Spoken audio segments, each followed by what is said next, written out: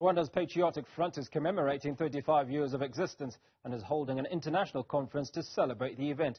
It's been 29 years since the shocking genocide in the country, which left 700,000 people dead.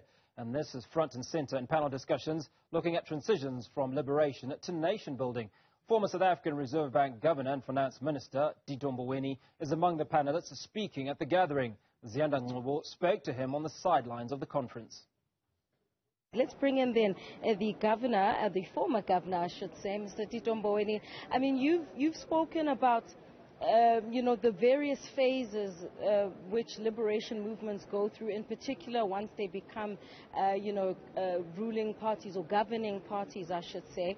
What advice did you really give to the RPF? I mean, you even drew parallels between the ANC and state capture and what the RPF needs to look out for. Thank you very much for having me here. And shall I welcome you to Kigali? I think that the RPF has done very well.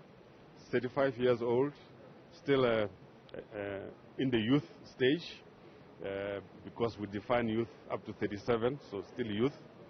It's a party that has had to confront very, very difficult issues. The issues of the genocide through the negotiations process, starting to build a new Rwanda. And I think so far they're on a good wicket.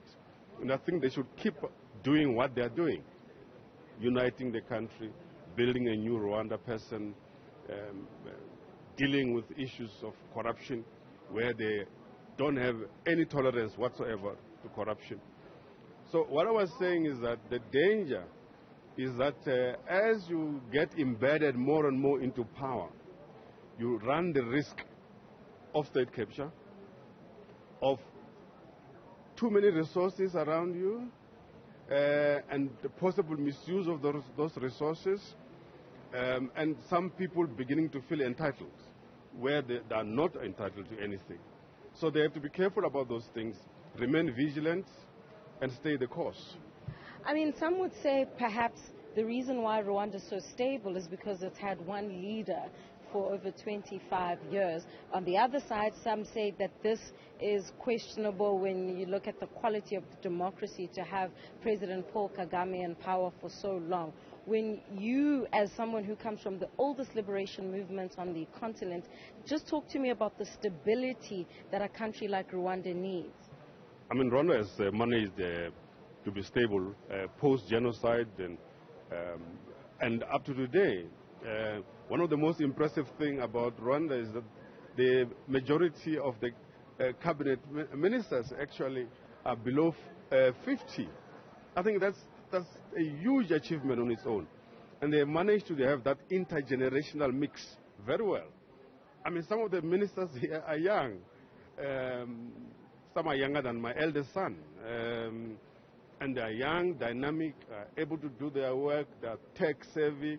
They've got a lot of energy, and they're making a good contribution. And I think under their president, President Paul Kagame, they're learning what they need to learn before he eventually steps down. They're learning what they need to learn.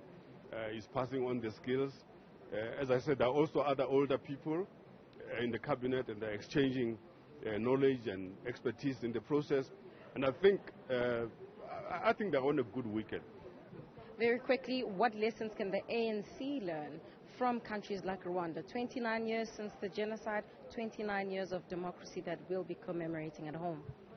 Well, one of the things that is actually pleasing is that the Rwanda government has been government for a short space of time. They have already done much better than most African governments which have been in power since the 1960s. So what do we learn? Focus, unite the country, work hard, and be willing to accept new ideas. Now, of course, the ANC is good at that kind of adaptation, no doubt about it. It's an old organization, over 100 years of age, but still, on a 5-yearly basis, there's a renewal process. And I think that's important. So the ANC must continue, in my view, to focus on its renewal program, which will make sure that it's up to date. ANC must continue to fight against corruption, fight against state capture, build strong institutions, respect the independence of the Reserve Bank and other institutions, and then they're on a good wicket as well. All right, so that's a former South African Finance Minister, Tito Mboweni. He is one of those who contributed towards the panel here. For Newsroom Africa on Channel 405, I'm Zianda Ngobo reporting from Kigali, in Rwanda.